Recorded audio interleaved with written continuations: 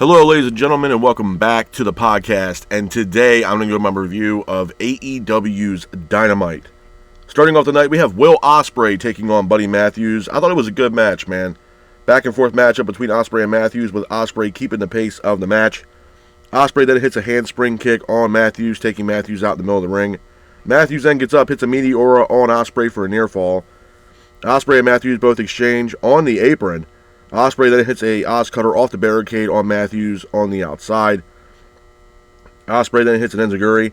Matthews then gets up, hits a foot stomp on Ospreay for a near fall. Ospreay gets up, hits a Styles Clash on Matthews for a near fall, but Ospreay hits a Hidden Blade on Matthews, pins for the 3, and your winner of the match is Will Ospreay. After the match, Ospreay grabs a microphone. He praises Buddy Matthews. Ospreay says that Matthews and Brody King don't need a leader.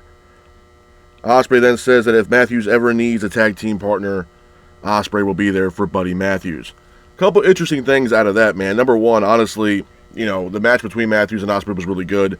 The most interesting factor of this matchup is what Ospreay had told to Buddy Matthews after the match, telling Matthews that himself and Brody King no longer need a leader, which is interesting stuff, and I will talk about why possibly Ospreay said that towards the end of the podcast. Moving on from that, we have a private party segment. Private Party come out to the ring. They are on the stage. Private Party talk about being on HBO Max and how they were on Max on Collision. Then all of a sudden they were interrupted by the Hurt Syndicate. Hurt Syndicate come out to the stage. They grab a microphone. Lashley says that they are taking the AEW tag team titles away from Private Party. Speaking of Bobby Lashley, we have a matchup with Bobby Lashley taking on Mark Briscoe. I thought it was a good match, man. Back and forth matchup between Lashley and Briscoe, with Lashley landing 2 flatliners on Briscoe in the middle of the ring. Lashley was keeping the pace of the match, but Mark hits Lashley with a chair. Referee doesn't see it. Mark then hits a senton to the outside using a chair, taking out Lashley. Mark then hits a froggy bow off the top rope. Lashley then hits a spear on Mark Briscoe, and then Lashley ultimately applies a hurt lock on Mark Briscoe. And your winner of the match is Bobby Lashley. After the match, a Hurt Syndicate attack Mark Briscoe, and then Private Party come out to the ring to save Mark Briscoe. Moving on from that, we have a Casino Gauntlet match where the winner will get an AEW title shot next week. The first entrant was Jay White. The second entrant was none other than Adam Page. The match itself was a good match, back and forth matchup. Jay and Page both exchange in the middle of the ring. Wheeler Yuta is the next entrant. Jay then quickly hits a Blade Runner on Yuta in the middle of the ring. Page then hits a fallaway slam. Then all of a sudden Swerve music hits, but instead it's Ricochet. Ricochet is still playing mind games with the fans, and as well as Swerve. Ricochet then hits a springboard moonsault in the middle of the ring. Adam Cole is the next entrant coming out to the ring. Cole then hits a Panama Sunrise on Ricochet. Daniel Garcia is the next entrant. Garcia and Cole both exchange in the middle of the ring, with Powerhouse Hobbs coming out to the ring as well. Hobbs then hits an exploder suplex pretty much on everyone. Roderick Strong is the next entrant. Roderick and Ricochet both exchange in the middle of the ring, with Roderick Strong hitting a Claymore kick in the middle of the ring. Yuta then hits a low blow on Jay White. Lance Archer is the next entrant. Lance then hits a choke slam on pretty much everyone. Hobbs then hits a power slam on Archer. Hobbs and Archer then both exchange in the middle of the ring. O'Reilly is the next entrant. Jarrett is the next entrant as well, but he is attacked by Wheeler Yuta. Yuta fights Jarrett all the way to the back of the backstage area. Hobbs then hits a spine buster on O'Reilly, pins for the 3, and your winner of the match is Powerhouse Hobbs. After the match, Hobbs has a microphone and says Moxley brought him to AEW, but he's going to take away the AEW title from Moxley. Jarrett then, like I said, never entered the ring. Interesting stuff there from Jeff Jarrett. Speaking of Jarrett, we have a Jarrett segment. Jarrett comes out to the ring. He's being interviewed by Ian Riccaboni. Jarrett asks, the fans if he still has what it takes to climb the mountain. After that, he's interrupted by none other than MJF. MJF and Jarrett then are face-to-face. MJF then says he wants his title back.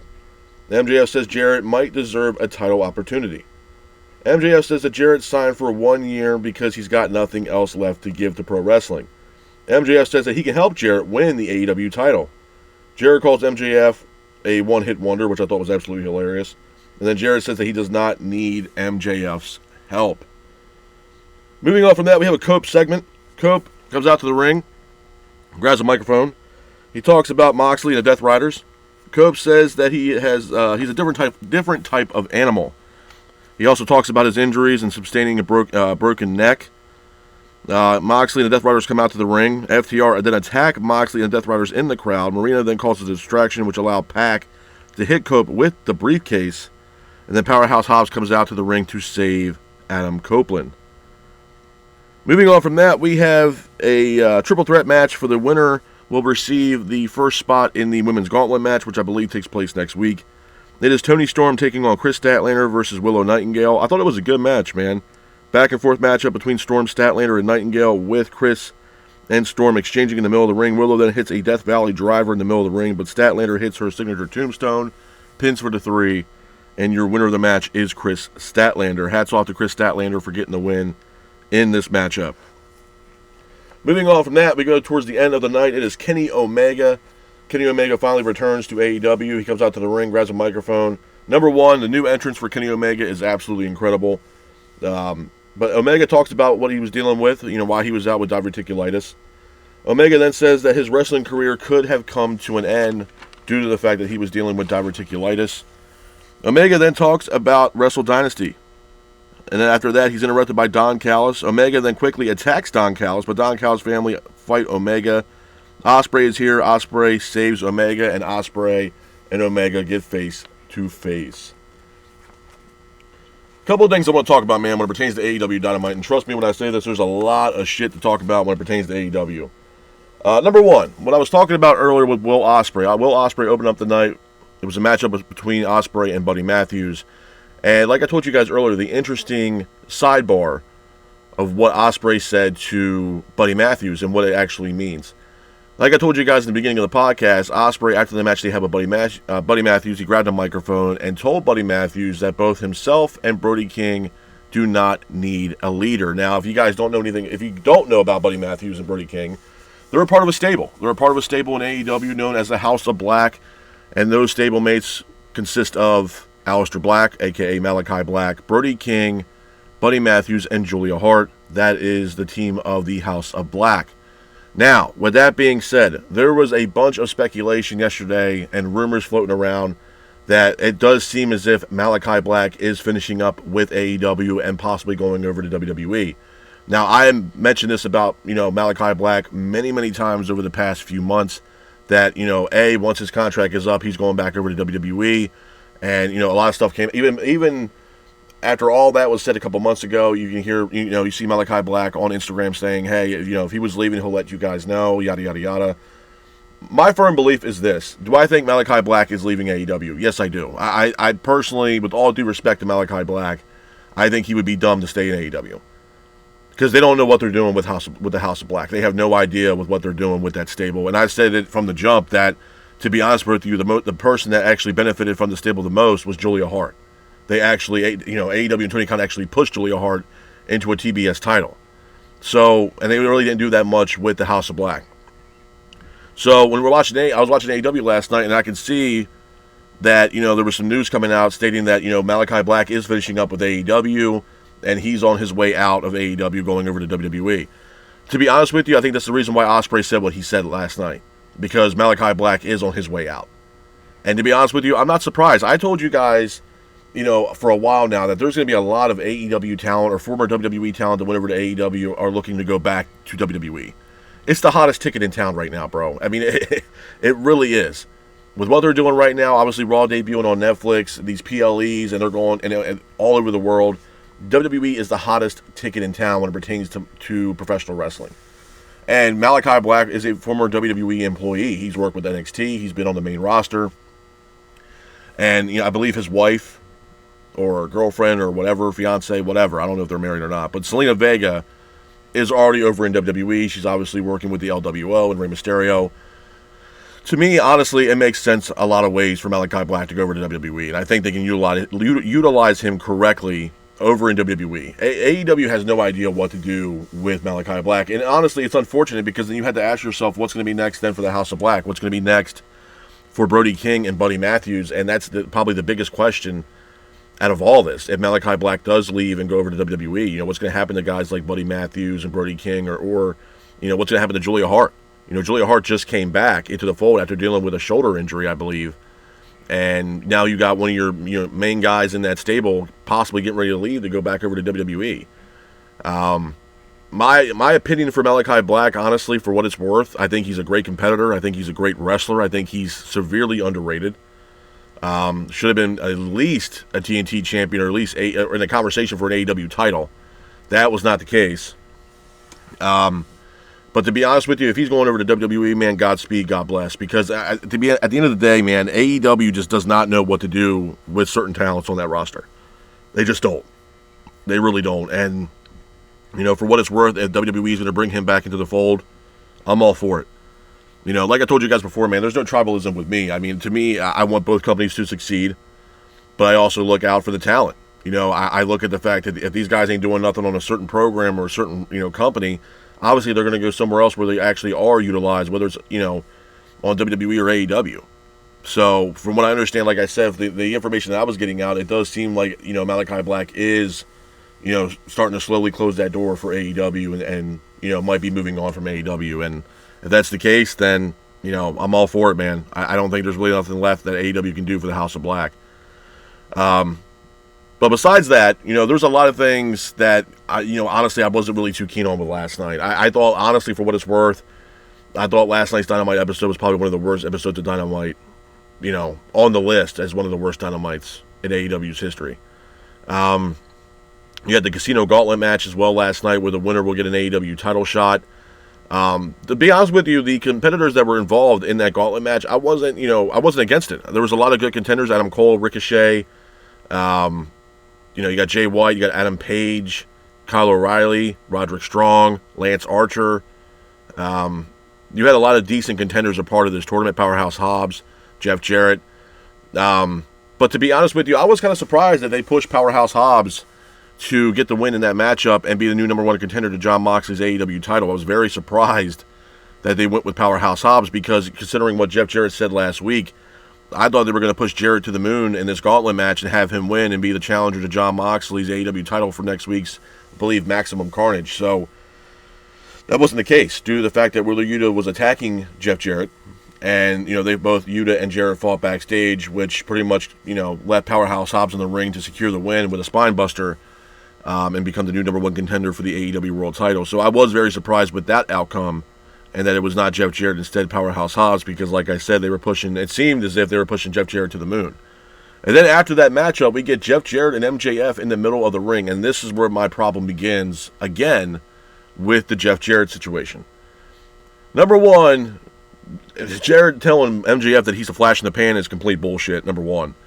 Number two, you're looking at pretty much two of the biggest heels in wrestling. Jarrett has always been a heel, pretty much throughout his entire career. And then you look at MJF, who was probably, if not the biggest heel in professional wrestling, at least in the beginning of AEW. So, I mean, you look at this, and then, MJF is offering help to Jarrett to get Jarrett a title opportunity and for him to win the belt. Why?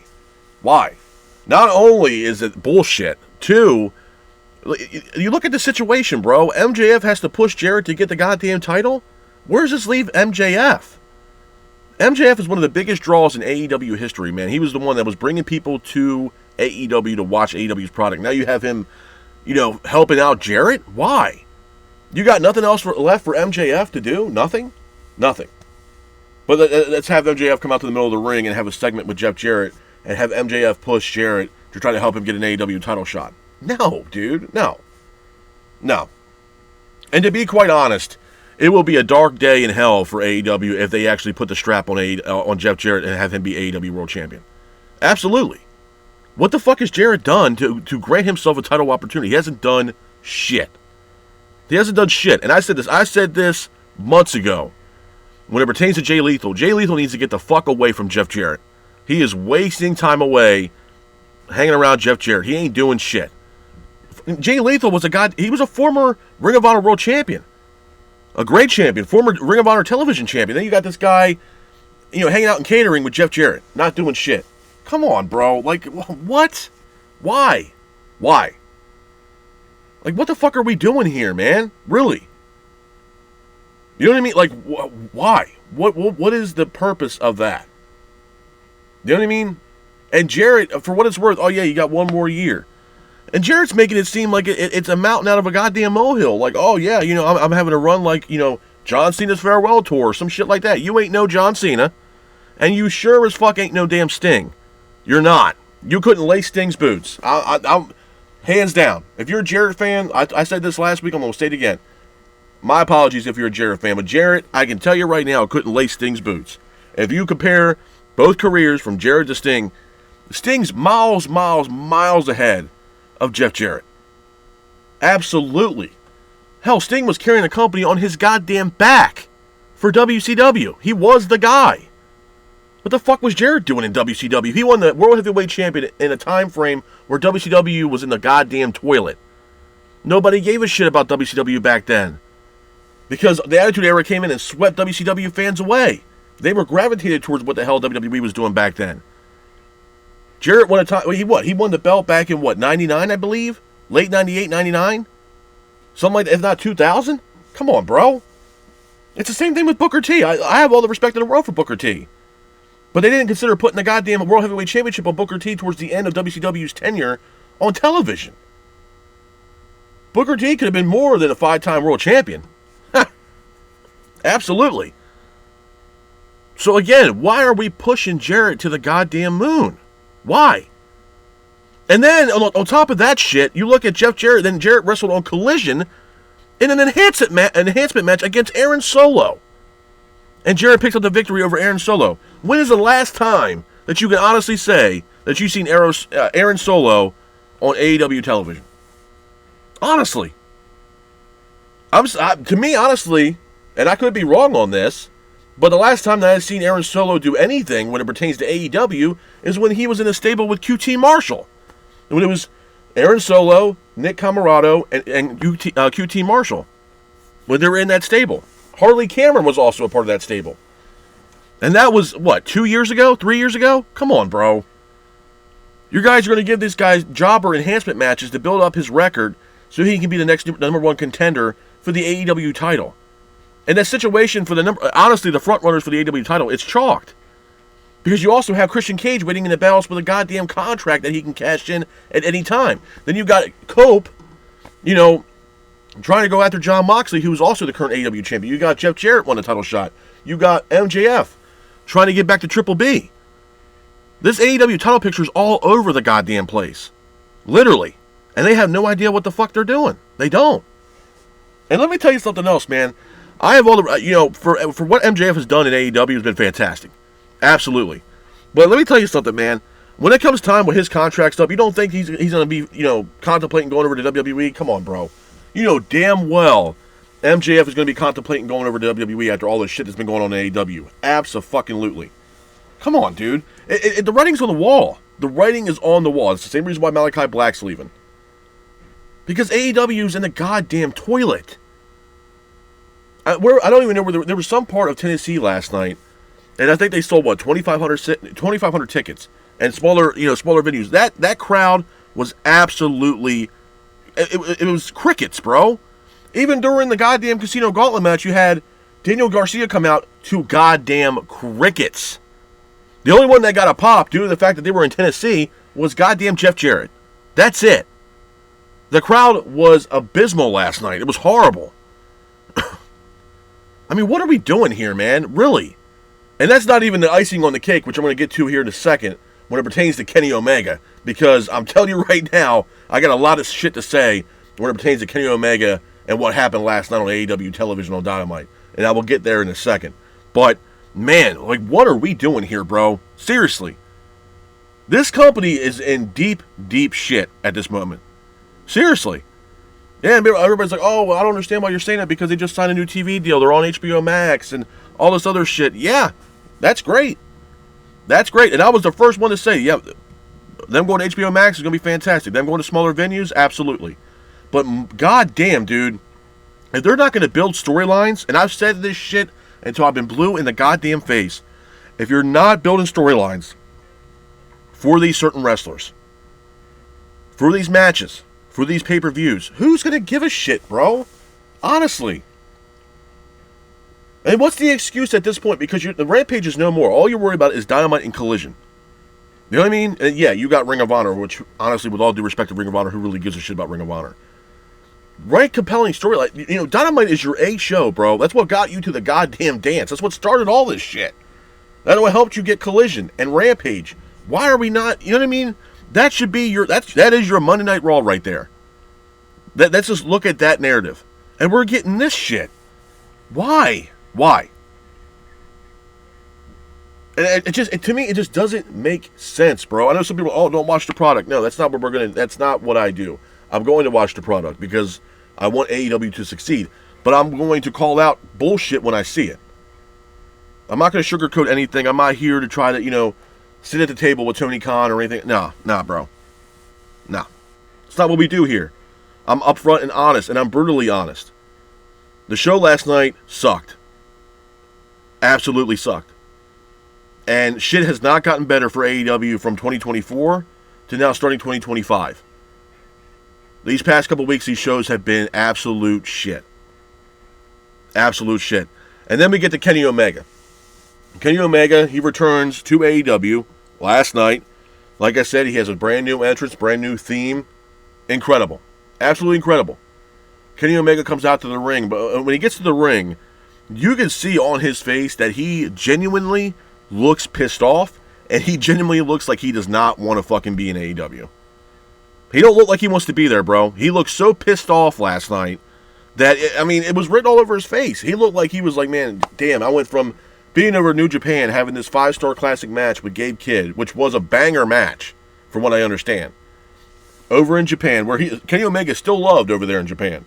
And then he goes over somewhere to Dynamite, somewhere where they're in Tennessee, and he looks pissed off. Like he does not want to be there, and he'd rather be anywhere else right now than be in AEW.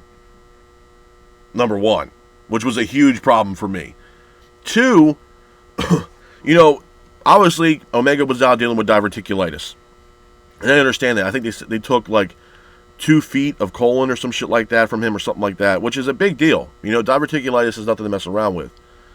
But then we get from that to, him talking about the fact that he might not be able to have a normal way of life anymore. He might not be able to wrestle again. And then he's interrupted by none other than Don Callis. And this is where my other problem with Kenny Omega begins right here. Why are we getting Don Callis coming out to greet Kenny Omega? This shit between Omega and Don Callis has been over for a long ass time, bro. There really wasn't any kind of beef or hostility with Kenny Omega. That was actually worth the shit, probably when they were doing the TNA stuff.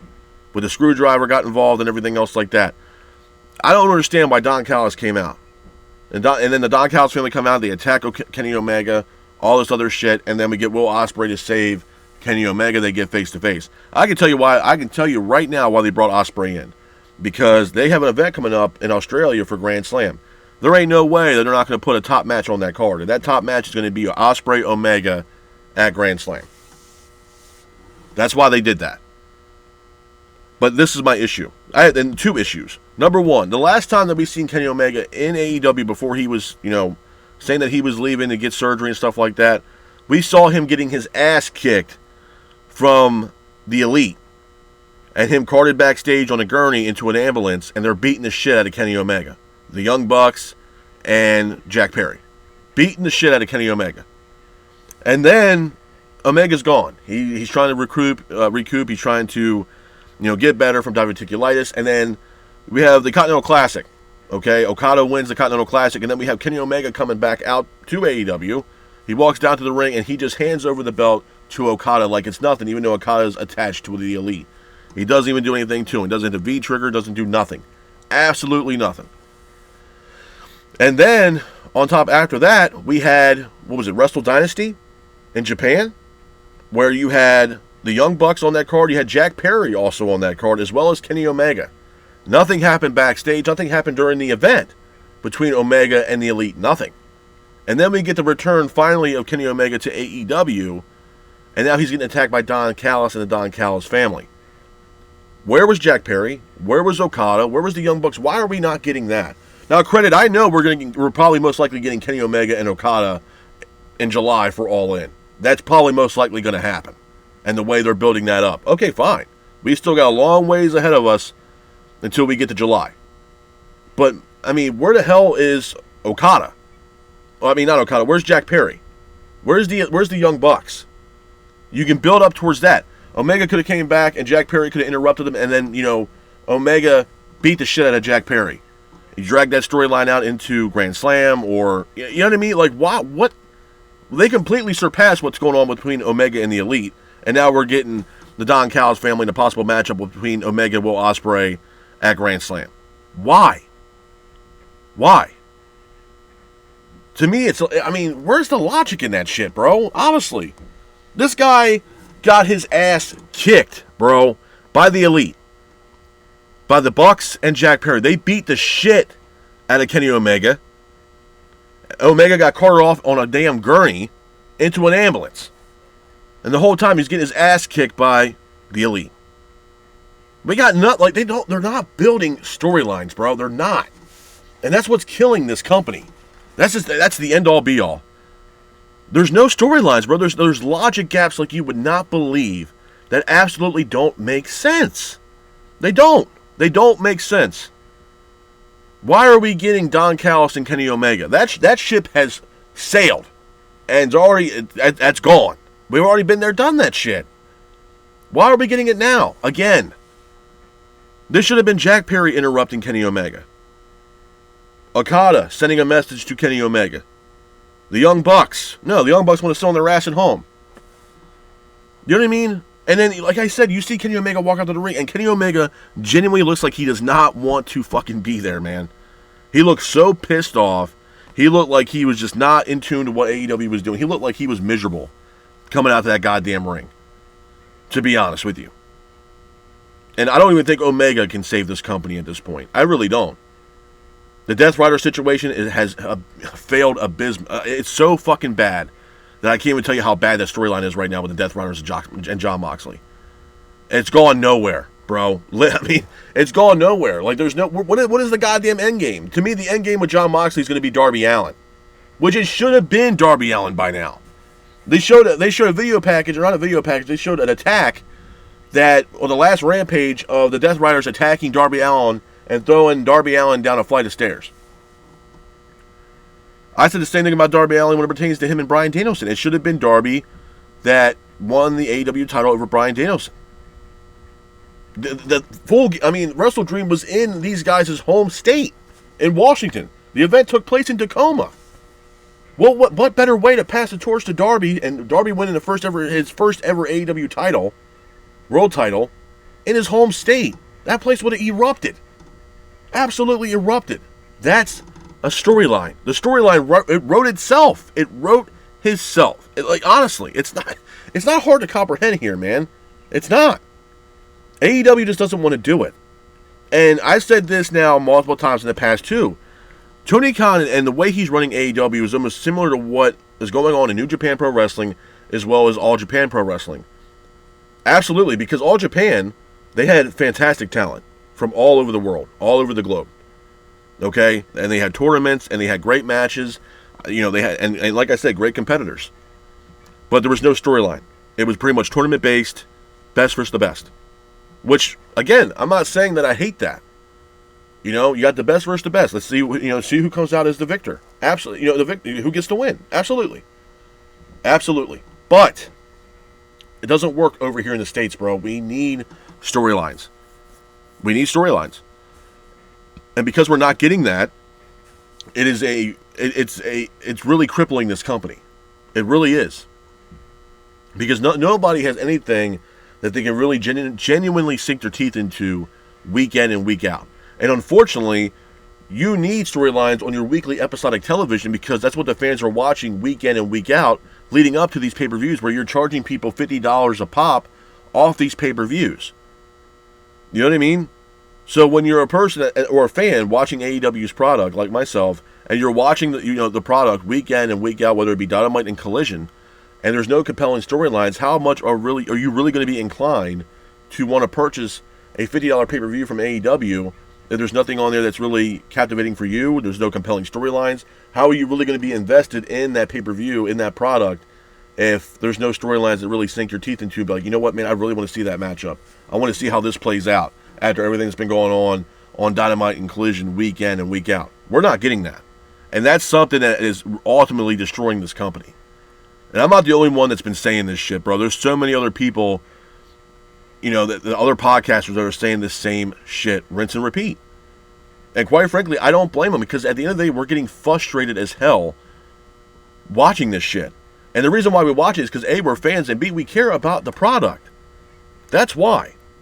I don't want to see AEW fail, and I mentioned that multiple times in the past. I know there's a lot of people out there who say, oh, the hell with AEW, and that's not... No. I want AEW to stick around because, like I said, it's competition. Now, are they competition currently with WWE? No. No. Maybe the first 2-3 years, maybe they were in a conversation. As of late, hell no. But it also gives these men and women who are, professional wrestlers the opportunity not just to go over to wrestle for WWE if they don't want to. They can go to AEW. AEW is still on, on television. And they have another place they can work inside the States besides just WWE or TNA. Because back in the day, there was just TNA, WWE, or possibly New Japan. You know what I mean? So, like, at the end of the day, or maybe Ring of Honor. So, and Ring of Honor wasn't on a weekly episodic television programming as far as I'm concerned. At least I didn't really see Ring of Honor. But at the end of the day, it's, it's one of those things where it gives these men and women the opportunity not just to wrestle for AEW, but the WWE and vice versa. And it's not that AEW doesn't have the talent. They got the talent, bro. They really do. Up and down the board, from men, women to tag teams, they have the talent on this roster. But imagine with the roster that they have right now, you get compelling storylines to go with it. AEW would strike gold. They would be back in the conversation again. It's not going to happen overnight. It might not happen in a year. But if they start slowly building up storylines and getting compelling television week in and week out, it certainly slowly get people back invested in AEW's product. Because I can tell you flat out that there was a lot of people that were with AEW in the beginning, and there was a lot of people that came into the fold of AEW when CM Punk arrived in AEW. But I can tell you this, a lot of those people left once CM Punk walked out that door. And it was a gut punch to AEW. Absolutely. Because a lot of people came back to wrestling when CM Punk walked through the door to AEW. The CM Punk was one of the best things AEW had. Marketing-wise, ticket sale-wise, ratings-wise, it was something that was super beneficial not only to Tony Khan but for AEW. Because it was making Tony Khan money. It was, getting the ratings up. They were, in competition with WWE. They, completely destroyed NXT when they had CM Punk. And the ratings and everything was starting to look very good with AEW. And they had the roster. You know what I mean? They had... to me, Tony Khan, when he brought in CM Punk, that was the ace in the hole that Tony Khan needed to try to dethrone what WWE was doing at that time. And I feel like Tony Khan was so fixated on destroying WWE than trying to make his company itself better. And that's really what it was. And I do think Tony Khan has his ultimate underlying issue that he has with WWE. And it's ultimately affecting his company right now. And it's sad to see, bro. It really is. I know there's a lot of people out here that do this, and, they constantly come out here and they complain and they gripe about this shit, and, they have their displeasures with AEW, and they've had their frustrations, and myself included. And there's some people out there that do this that want to see AEW fail, surprisingly. I don't want to see the company fail. If I'm going to be pissed off, am I going to get pissed off, and I'm going to tell you guys that I'm pissed off with AEW's product? Absolutely. Because I'm not going to sugarcoat shit. That's not who I am. That's not what we do here. I'm not looking to, have a seat at the table with Tony Khan. That's not what I give a shit less about that. What I care about is, weekly episodic professional wrestling and making sure that doesn't insult, anybody's intelligence, and we get captivating television. And we get storylines that the fans can get, sink their teeth into and be invested in week in and week out. I'm not saying AEW needs to be perfect, because they're not perfect. And even with compelling storylines, there's still going to be problems here and there with AEW. The same thing with WWE. But man, I'll tell you right now, I can pretty much, say that it is sometimes hard to watch AEW's product with what they've been putting out here recently. It's the same thing with Collision, man. I haven't covered Collision because, to be honest with you, I think the product for Collision is horrible. I do. I saw the card for this week's Collision. You got Cope versus Big Bill. You got Dax Harwood versus Jericho. Those were two matches that I know of that were announced where I honestly, for what it's worth, I don't really care about. I really don't. I don't. And unfortunately with Collision, they made that show based off CM Punk, and Punk's been gone. And that show is, that show's hurting. So, nobody's really going to be invested to watch Collision.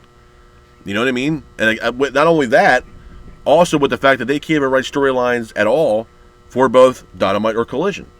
You know what I'm saying? Like, it's one of those things, honestly, man. Like, Tony Khan, it's not like he doesn't have the money. He's got the goddamn money. If he actually invested in a writing team for Dynamite and Collision, there'd be no problem, bro. There'd be no issue. Because like I told you guys before, man, when's the last time that you can genuinely say, when it pertains to AEW, that you were, what was the last time that you were actually severely invested in a storyline? The last time.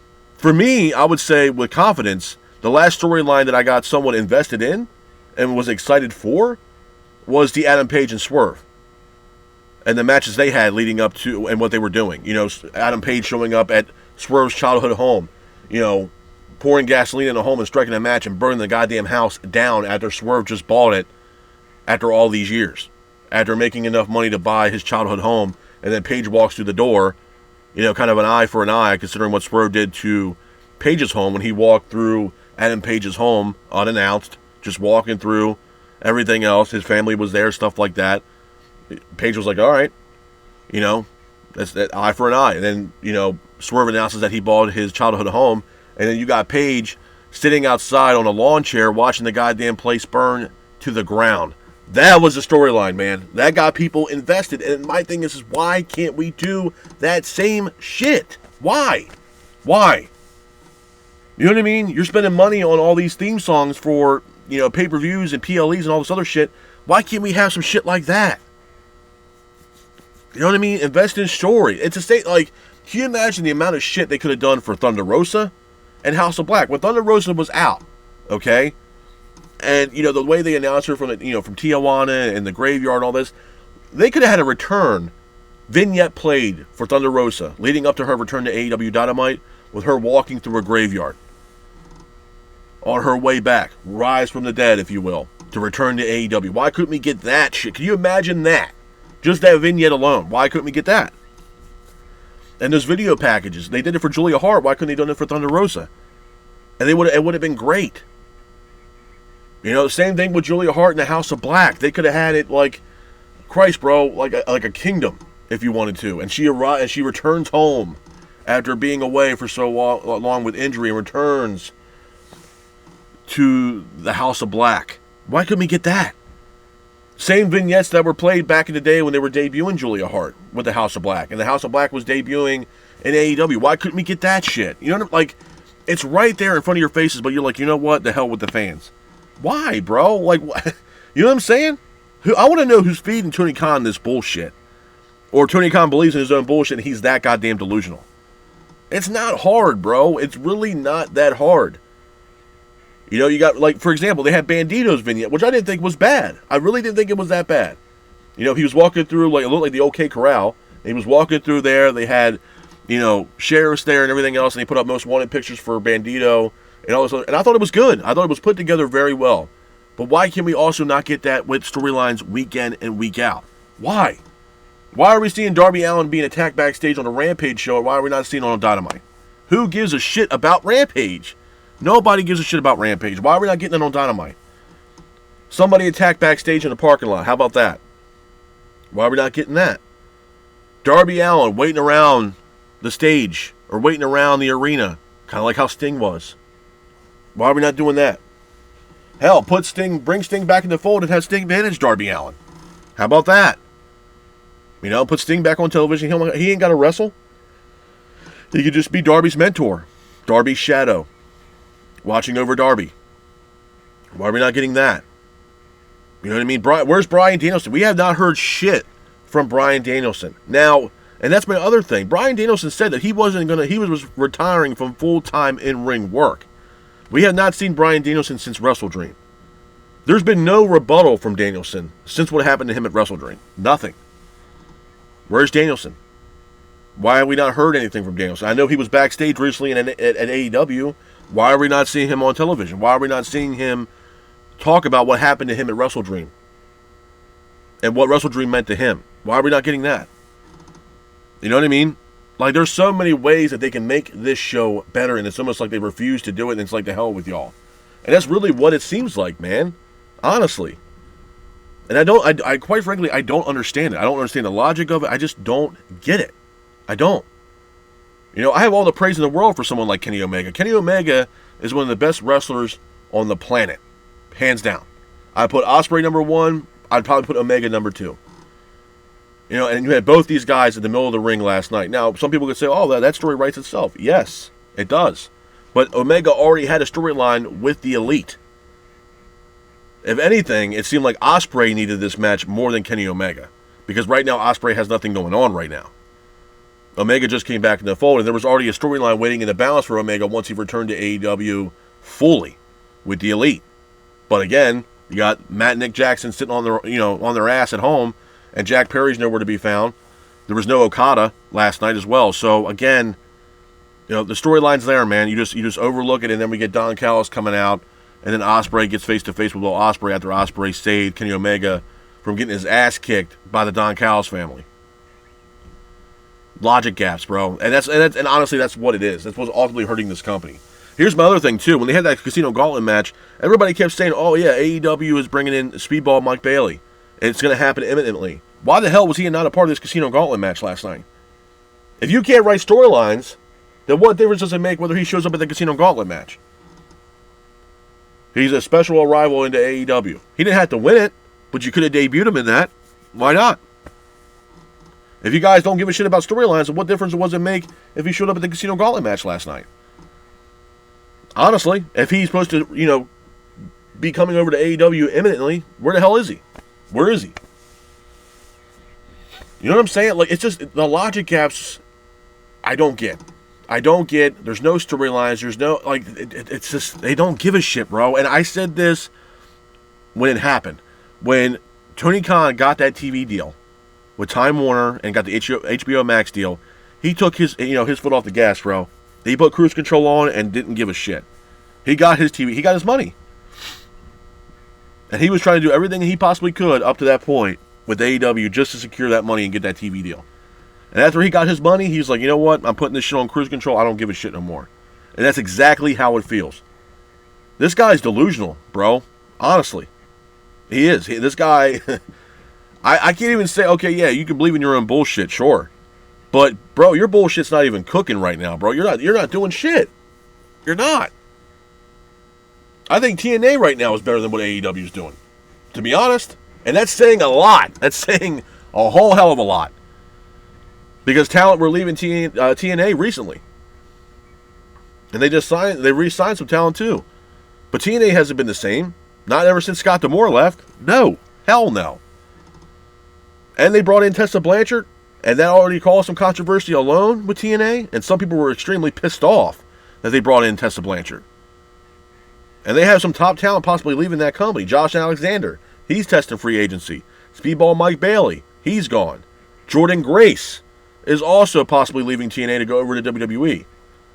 Those are some top names for that company, bro. So, I mean, again, and I still think TNA is doing better than AEW. AEW is in deep shit, to be honest with you. And if this is what we're going to get for the entire year of 2025, this is going to be bad, bro. It's going to be bad.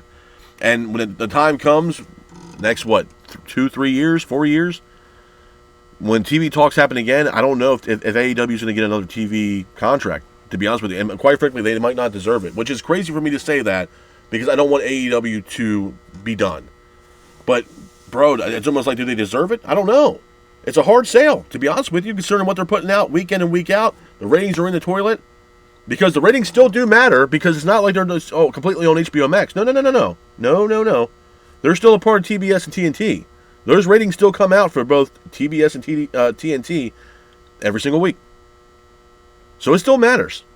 So when the ratings are in the goddamn toilet week in and week out, ticket sales are down, pay-per-view buys are down, is Time Warner going to be like, yeah, you know what, we're going to give you another shot, or be like, you know what, we need to talk about this shit. I think AEW and Tony Khan got lucky, severely lucky, with this new TV contract, to be honest with you. Severely lucky. And to be honest with you, I don't know, like I said, how much negotiation is going to be for the next TV contract when it's up with Time Warner and Warner Media, because I can tell you right now, if I was a executive for Time Warner and Warner Media, it'd definitely be a lot longer conversation than what it was for this last TV contract deal. That's for damn sure. Absolutely. Because at the end of the day, I would have to ask, what can you present me as AEW that's going to be compelling enough for me to want to fork out this amount of money to put you on my weekly episodic television shows every single week on TBS and TNT? What can you tell me and explain to me and tell me or show me that's going to be captivating enough for me to say, you know what, yeah, I'm going to throw you another $500 million for another 4 years for AEW, and everything's going to be fine and dandy. You know what I'm saying? Because right now, AEW, now, 2023, 2024, I'll definitely say 2024 was an awful year for AEW. To be honest with you. I don't think it was, I think it was one of the worst years for AEW in history. And right now, 2025 ain't starting off so hot either. It's not. And honestly, I don't know what happened with AEW. I really don't. I don't know if it's something that the fact that, Cody walked and, CM Punk, they had to, fire CM Punk and let him go. I don't know if it was that pushed Tony Khan over the edge, but something had to happen. Honestly, for what, to be honest with you, I think I know what it was. I think it was CM Punk. I think CM Punk and what happened with him in AEW, I think it was an ultimate gut punch to Tony Khan. And Tony Khan's been a bitter little man ever since CM Punk, left AEW. Because right now he's off the greater pastures. Right now he's doing great things over in WWE. He just had a great match with Seth Rollins on Raw's debut episode of Netflix. It was a great match. He's doing great things. But that's ultimately what happened with, I think, Tony Khan and AEW. I think the issue with CM Punk, it was a gut punch. Because even after CM Punk left, there was interviews and everything else being done from both sides of the fence. And, honestly, for what I think AEW they got petty, man. They got petty. Showing that after so many months that had passed, then they want to show the footage of what happened between Jack Perry and CM Punk. But honestly, from what I saw, was absolutely nothing happened. CM Punk didn't strike this guy. He didn't fight this guy, nothing. There was an argument that took place, and that was about it. Nothing happened. There was no physical altercation. I don't think Tony Khan was fearing for his goddamn life. It was just, they played it out. They made a mountain out of a molehill, and it ultimately bit them in the ass severely. And to be honest with you, I think CM Punk, after what happened between him and the Elite, CM Punk was already on his way out the door.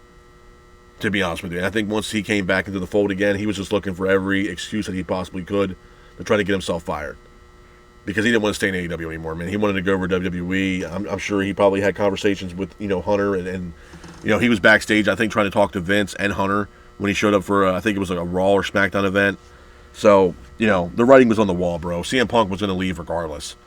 And I think that's going to happen a lot more with some of these AEW talents now. And like I said, man, Ricky Starks, gone. Phoenix, gone. Penta's gone. He's going to debut for Monday Night Raw. Probably relatively soon. It could be possibly this week coming up. He's gone. Malachi Black looks like he's starting to finish things up with AEW. He's possibly on his way out and going back over to WWE. It's going to happen, man. They're going to start losing a lot more talent because these talents ain't stupid. You know what I mean? Yeah, they're making money, but sometimes money ain't everything. And they're looking at the brighter picture. Where they see themselves in the next 5 years. And for someone like Malachi Black, if he does decide to leave AEW and go over to WWE, I'm all for it, man. What else is there for you to do in AEW? Because right now I feel like the House of Black is completely and utterly stifled on moving forward in that company and winning championship gold. Because Tony Khan has no idea or no vision for a future for the House of Black. And that's the same reason why I think Will Ospreay said what he said about Matthews and King not needing a leader. I think it's slowly going to start writing Malachi Black off television, and he's on his way over to WWE. And I don't blame him for it. And you're going to see a lot more talent if the opportunity is given that are going to leave AEW to go back over to WWE. Absolutely. Because this company doesn't know what the hell they're doing. And it's showing week in and week out. And it's just one of those things that I think people are still trying to, hold on to what AEW used to be. Because back in the day they were fantastic. But that whole mindset has just gone away. And I think, to be honest with you, I think a lot of the shit that CM Punk did say about this company and certain talents about this company, I think was true. There's a lot of egos in AEW. And a lot of people that think they've been there for the dance and they really haven't done shit. You know what I mean? And I hate saying that, but it's the truth. I respect the hell out of the Young Bucks and what they did and what they gave the fans, but I think, there's a lot of egos. And because, they've been in existence now for 5 years, now they took their foot off the gas and was like, yeah, we're gonna coast out 2025. And that's from Tony Khan and the Young Bucks and everything. It's just, they don't give a shit, bro. They just don't.